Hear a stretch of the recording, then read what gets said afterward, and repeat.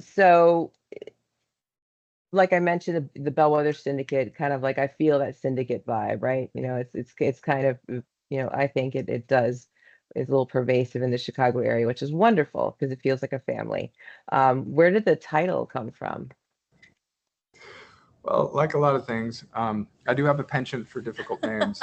I'd say that 80% of the bands I've been in are bands where when someone asks you what the name of the band is and you recite it, Like, it's immediately followed by what? what? And this is no exception. However, Sarah and I were discussing names. We had a few that we were knocking around, and then when the Bellwether Syndicate was sort of written down and spoken, we both said, yeah, I think that's it. Yeah, that is it. And then we heard, I don't have this in writing, unfortunately, but apparently Lawrence Tolhurst, Lowell Tolhurst, from The Cure, saw the name and said, that's a really cool name. But beyond that, it's the confusion surrounding the name and what it means and the spelling and everything have become, a bit of a pebble in the shoe, as it were. Yeah, I'm trying to get the hashtag "There is no A in Bellwether" to trend because yes, so it's hard to keep track sometimes. Yeah, definitely. I have a difficult name, so I can definitely share that experience with you very much. So, so either of you or both of you, what's your favorite Bellwether Syndicate verse? Oh my goodness. Well, I know where you're gonna go. Clarion, you think? Because I wrote it. Sure. It could be more personal. Yeah, I would definitely write the lyrical content of Clarion is entirely mine. So, and it's a real personal song that I give little hints about it, but I like the idea of people interpreting it the way they want to as well, and that way it can be meaningful to whoever listens. Yeah.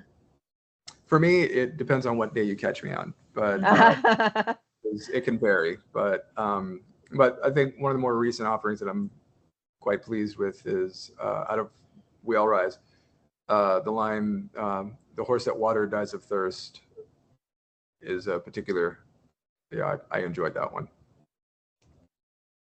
Definitely, that's a great song. You've spoken a lot about the band members you tour. When you tour, you like to tour with a full band. So you've got 3 other people that typically tour with you. And I don't want to go into a biography of everyone because Wikipedia exists, right? So I thought we would play a little game and I'll just say their names and you just kind of spit out the first thing that you think when you hear their names. Okay? It can be musical, it could be anything you want, right? So we have Corey Gory. Funny. Hysterical. Hysterical. With that name, you'd have to be, I think. All right, hysterical. So very excellent musician that you play with. Billy Peroxide. Son. Dazzling. Yeah. Goth Tambourine. Goth Tambourine, that's true. Yeah, that's true. All right. And Stephen Gray, which you have a long history with. Fragrantly inappropriate. Oh my God. You'll love that. Oh gosh, that's great. Yeah. Brother. I like that. So you played some other, very large events. You were at WGT. You finally did the Clan of Zymox tour, which was postponed because of the pandemic. So 4 times. 4 times. Yeah. 4 times. But yeah, we never knew, did we? Every day they were saying something different. You mentioned you were on the 21,000 stage, which is kind of everyone's dream.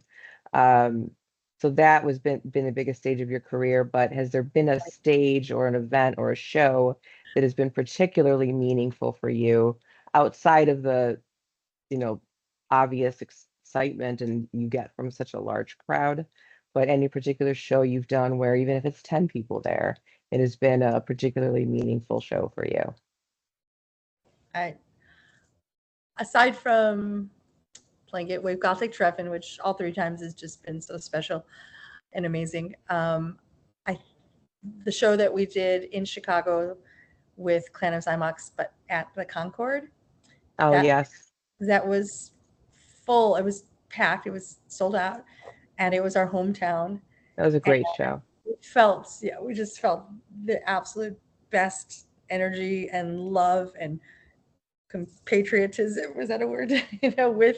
With the audience, and you could see just everyone, as far as I could see from stage, singing along because everyone knows our songs and just dancing, and it felt wonderful. It was the energy that we had on stage, I think, was really great that night, if I say so myself. And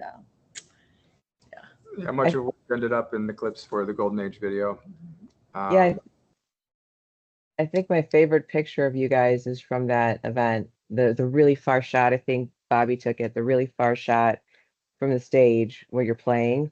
That's such a fantastic shot. That is a favorite. We love that one as well. Yeah, absolutely. But as for shows that I loved, I mean, really, I can kind of boil it down to 3 that jump out. Of course, there was the very first one at Bottom Lounge back in 2012 for Nocturna's at Nocturna. That was, I mean, that's the first time we were wheeling this project out, and so the kind of letting it be born on stage and in front of people. I think it was like about 400 in the crowd. Oh, that's excellent, actually. Mm-hmm. And first show, and at Bottom Lounge, no less. It was a blast and a half. It was a great night. And then as far as like the more recent things, honestly, our show at Fixation in Detroit. Oh, that was fun.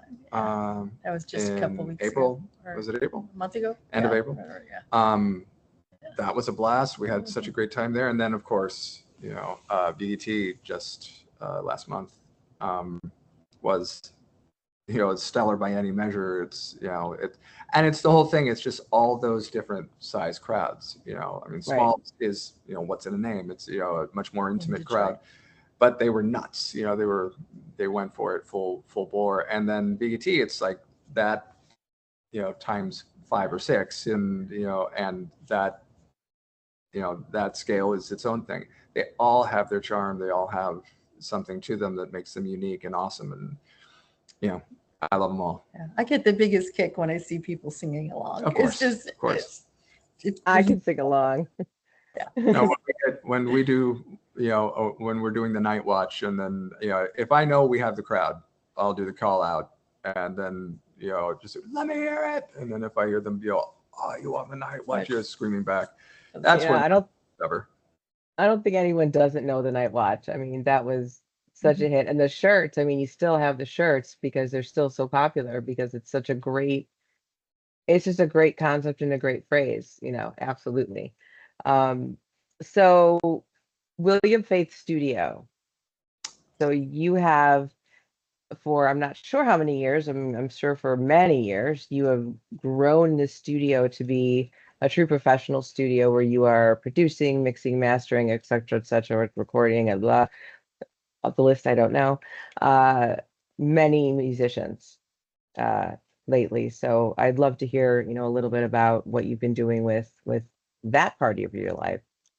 Sure. I mean, that was something I got into almost by accident 31 years ago. Oh my gosh. It was a friend's band who was going into the studio, and they were frustrated because they, the engineers didn't understand what the vibe was that they were going for. They didn't translate that into something actionable. And they knew that I had some studio experience at that point, not even a great deal by then. It was fairly early on for me, but I could at least communicate effectively and, translate some of those things in a way that made sense. And, because a lot of times you go in the studio and you get the Leonard Skinner guy, it's a drum machine, and they're all like, "What's that?" And so, being able to, have the band ask me for something and me being able to translate that into something that, the engineer could do. That's how I got started in production. And then that led to, a lot more work pretty quick. And then I started working with another engineer that we became very tight, Chad Blenman, who has since gone on to have a storied career and now teaches music production at Berkeley. Oh, excellent. And then so after some years of that, I decided that I wanted to learn how the actual mechanics of engineering worked. And I went to school for that. And, kind of got my feet wet, went on to be an assistant engineer at a studio in West Los Angeles for a few years, and then struck out on my own in 1999. And since that time, I've been doing, soup to nuts productions for, bands anytime there's a band that I feel a connection or affinity to, that where I think I could bring something to the table. I've been doing that now, like I said, for, over 30 years. And, being able to basically, make my living all in the world of music, actually for both of us, I can't, it's not without its trials, it's not without its difficulties, but I wouldn't trade it for anything. Well, you're continuing to help new musicians put out alternative music of any kind, right? Regardless of punk, goth, whatever it is, and then Sarah, DJing and all the events that you produce and promote, you're able to share a lot of that music with, people that have never heard it before, introduce them to new bands. I know you do a Twitch stream as well every week, and a lot of that is introducing people to new bands, and sometimes they're the first listens. Yes. So sometimes they're winners. Sometimes, we have a vote, I think that's awesome. But yeah, I see a lot of musicians that go into producing, but I think it's fantastic that you learn kind of the, like you said, soup to nuts, so you can create anything yourself, which is incredible, I think. More than really just helping the band get their vision fully realized. Yes. That's the thing, is when I know I'm on to something, when I'm playing something back and I see the smiles, spread out on their faces, or they start, really getting physically excited, then I know I'm doing the job. And that's remarkably rewarding. Well, I think a lot of bands, I mean, for videos, for recording, have kind of unrealistic expectations of what things are going to be like, and maybe don't realize they have to sing a song 42 times to get it correctly, or redo the bass line 90 times until it sounds okay, right? So it can be an arduous process, but I love that you are so invested in still bringing a lot of that new music, into the scene, into the culture, and then Sarah's there, obviously, and you're connected to probably every DJ in the entire world, I'm guessing at this point. So you're able to share a lot of music with people. We got a assembly line going.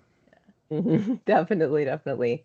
So William, many people, because of all of the incredible bands that you've been in, the number of years you've been in the industry, I mean, you have kind of that goth legend, musician kind of title attached to you. So how do you want me to PayPal you the $20?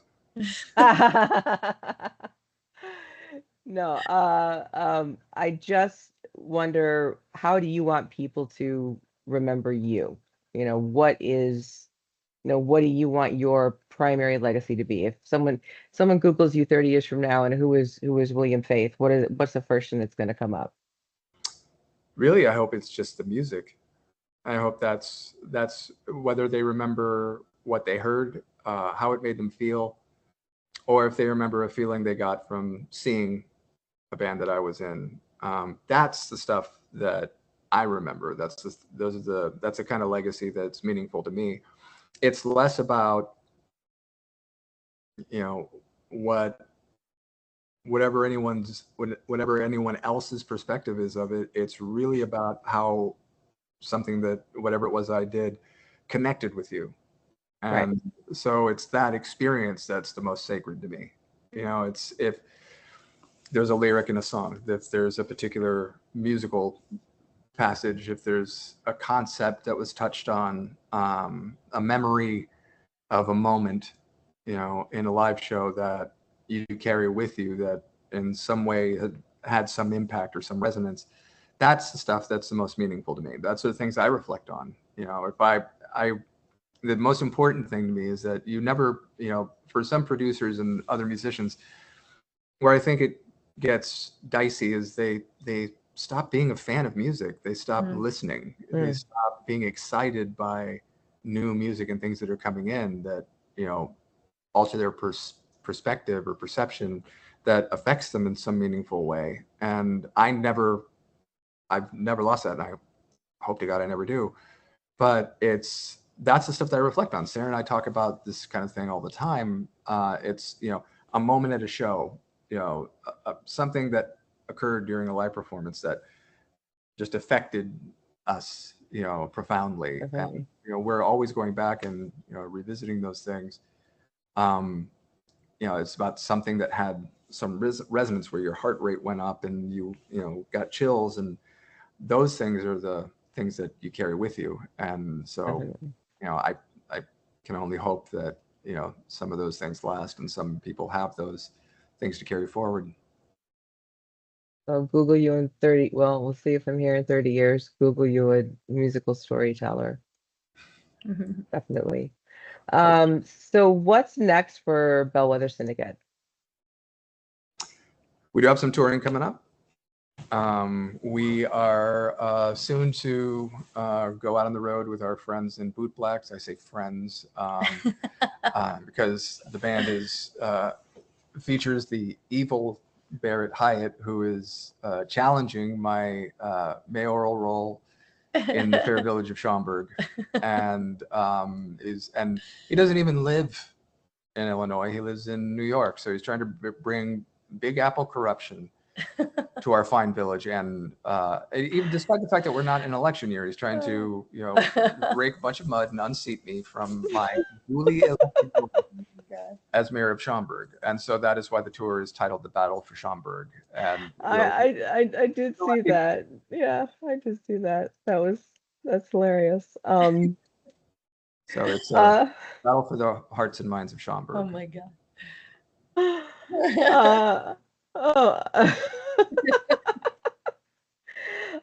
So what's next for the two of you, you know, outside of music? I mean, you have vacations planned. Are you taking time off? Are you remodeling the house? I mean, you know, what's the next Work. I think we got dinner in a little while. And later I'll be cleaning the cat box. I've got that to look forward to. How exciting. Yeah. Oh yes.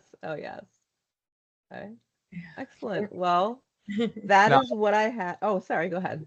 Everything about what we do, we've made our work our play, our, you know, and our play. That's wonderful. So it's the things that are important to us is what we patterned our lives around.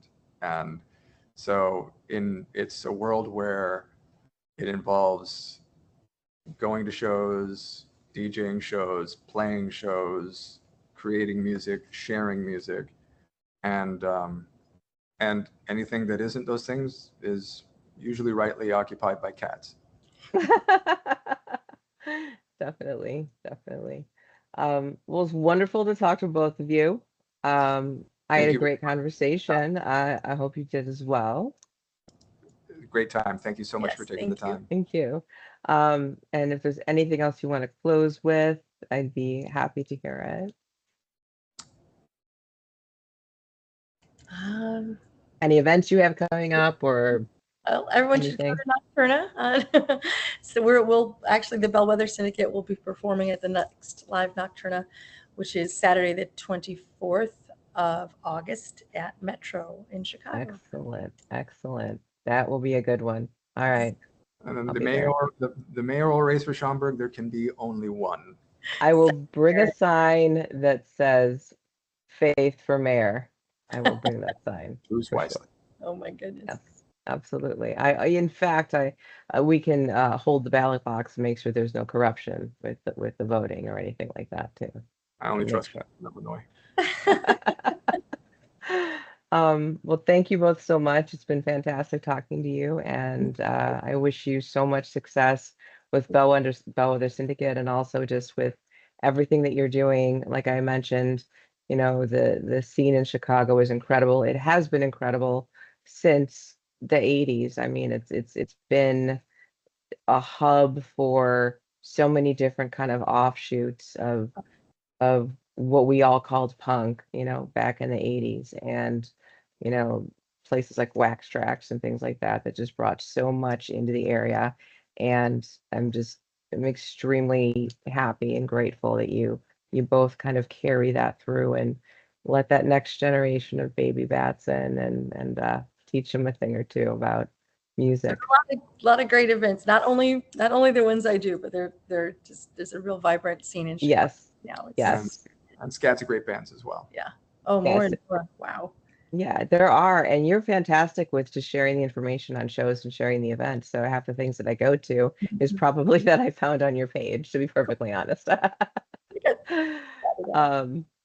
But yeah, it was wonderful to talk to you. Thank you so Thanks much, Katie. so We really much. appreciate it. Yeah, thank you. Thank you.